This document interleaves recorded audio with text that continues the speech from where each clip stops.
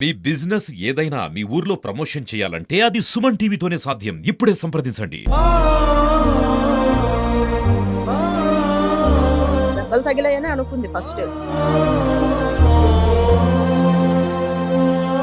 చనిపోయారని చెప్పినా ఎవరు వినట్లేదు. దెబ్బలని అనుకుంటారు అందరూ కూడా. మధురవాడలో జరిగిన ఇన్సిడెంట్ ఒకే కుటుంబానికి చెందిన వ్యక్తులు నలుగురు మృతి చెందగా, ఏదైతే చందనోత్సవానికి సంబంధించి దైవ దర్శనానికి వెళ్ళిన ఒకే కుటుంబానికి చెందిన నలుగురు మృత్యువాత పడ్డారు. సో కుటుంబీకులంతా కూడా కన్నీరు మున్నీరుగా విలిపిస్తున్న పరిస్థితి. సో ఎవరైతే మృతి చెందారో ఉమా మహేశ్వర యొక్క నానమ్మ మనవడు రాక కోసం ఎదురు చూస్తుంది. దైవ దర్శనానికి వెళ్ళి ప్రసాదం తెస్తాడేమో నా మనవడు, అక్కడ విషయాలు చెప్తాడేమో అని చూస్తున్న బామ్మకి ఒకసారిగా విషాదం అనే అని చెప్పుకోవచ్చు. అమ్మా, ఏమవుతారమ్మా మీరు? నేను నాన్నమ్మని. నానమ్మ ఆ, వెళ్ళేటప్పుడు మీకు చెప్పి వెళ్ళారమ్మా? చెప్పలేదమ్మా, నాకు తెలియదు. అక్కడి నుంచి అలా అత్తవారింటి కాడి నుంచి వెళ్ళారు అలా. మరి ఒక్కసారిగా దేవుడి దగ్గరికి దేవుని చూడడానికి వెళ్ళిన మీ మనవడు పరిస్థితి ఇలా అయిందమ్మా. తెల్లవారు వచ్చి తెలిసిందమ్మా నాకు. దెబ్బలు తగిలాయి అనుకొని ఏడ్చిందండి. తర్వాత నేను చెప్పాను చనిపోయారని చెప్పి. ఇంకొకసారిగా ఆవిడ పడిపోయింది అక్కడ. దెబ్బలు తగిలాయని అనుకుంది ఫస్ట్. నేను చనిపోయారని చెప్పినా ఎవరు వినట్లేదు. దెబ్బలని అనుకుంటారు అందరూ కూడా. ఆ ఫొటోస్ చూసి ఒకటికి 10 సార్లు నేను జూమ్ చేసి చూసాను. ఒకటికి 10 సార్లు వాళ్ళ కాదా అని చెప్పి. వీళ్ళకి ఫోన్ చేసేసరికి అక్క చాలా మామూలుగా వెళ్ళారమ్మా, 2 గంటలకు వెళ్ళారు, ఎందుకు అనేసి అడిగింది. అదేంటి అక్క న్యూస్ చూడట్లేదా అని అడిగాను. న్యూస్ చూడకపోయి ఏమైంది అనేసి అంటే ఇద్దరు చనిపోయారు అక్క అనేసి అనగానే ఇంకేం మాట్లాడాలో కూడా ఏం తెలియట్లేదు. ఆవిడకి ఒక పక్క అల్లుడు చనిపోయాడు 2 సంవత్సరాల క్రితమే.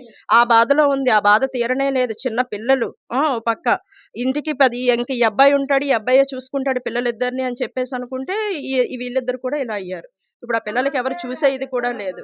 ఎలా అమ్మ అంటే ఒక మనిషి కావచ్చు, ఇద్దరు ఒక కుటుంబ పెద్దని కోల్పోయినట్టు అయిపోయింది. అవునా? అదే ఆ వెనకాతల అందమ్ములకి భయం చెప్పడం కానీ, తినకపోయినా చేయకపోయినా, స్నానాలు చేయకపోయినా, మాట వినకపోయినా ఆడ భయం ఉండేది.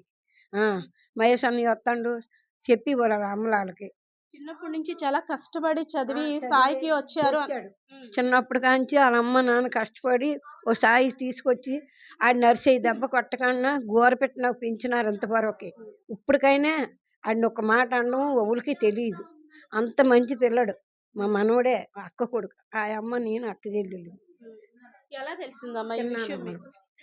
ఎలా తెలిసిందంటే ఇగో టీవీలోను సెల్లల్లోనూ చూపెడతారు, తెలిసింది అంతే. ఇంకెవరు ఫోన్ చేయలేదు. లాస్ట్ ఎప్పుడు మాట్లాడారమ్మా మీరు? ఉమా మహేశ్వరరావు, ఈ శైలజ వీళ్ళతో ఎప్పుడు మాట్లాడారు? ఈ మధ్యలో ఎప్పుడు మాట్లాడలేదు. మొన్న రాత్రి ఎప్పుడో చూసాను ఆ అబ్బాయినే కానీ, ఎక్కడికో వెళ్ళిపోతుండో చూసాను, అంతేగాని మాట్లాడలేదు అబ్బాయితోటి. సో ఇక్కడ ఇంతమంది కుటుంబ సభ్యులు పరామర్శకు వచ్చినప్పుడు కూడా ప్రతి ఒక్కరిలో కూడా ఇది కళ నిజమా? కళ అయితే బాగున్ను, ఈ మాట నిజం కాకుండా ఉంటే బాగున్ను. కొన్ని ఒక దెబ్బలు తగిలి వచ్చారంటే వేరే విధంగా మంచాల నుండి ఏదో విధంగా కష్టమో నష్టమో పడతాము. అలాంటిది ఒకరు కాదు, ఇద్దరు కాదు, నలుగురు, అది కూడా దైవ దర్శనానికి వెళ్ళి అనంత లోకాలకి వెళ్ళిపోయారు. ఏంటి ఎవరి పాపం ఎవరిని అడగాలి? ప్రకృతి వైఫల్యమా? ఎప్పుడూ లేని విధంగా వర్షం పడ్డం ప్రకృతి వైఫల్యమా?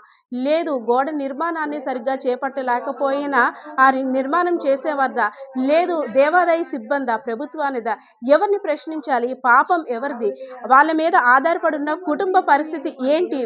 మా పరిస్థితిని ఎవరు ఆదుకుంటారు? మా పరిస్థితిని ఎవరు చూస్తారు? ఎంత డబ్బు ఇచ్చినా సరే, ఎంత డబ్బు మాకు ఇచ్చినా సరే ప్రాణాలను అయితే తీసుకురాలేరు కదా.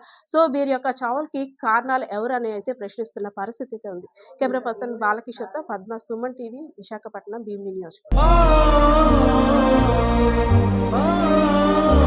దెబ్బలు తగిలాయని అనుకుంది ఫస్ట్. నేను చనిపోయారని చెప్పినా ఎవరు వినట్లేదు. దెబ్బలని అనుకుంటారు అందరూ కూడా.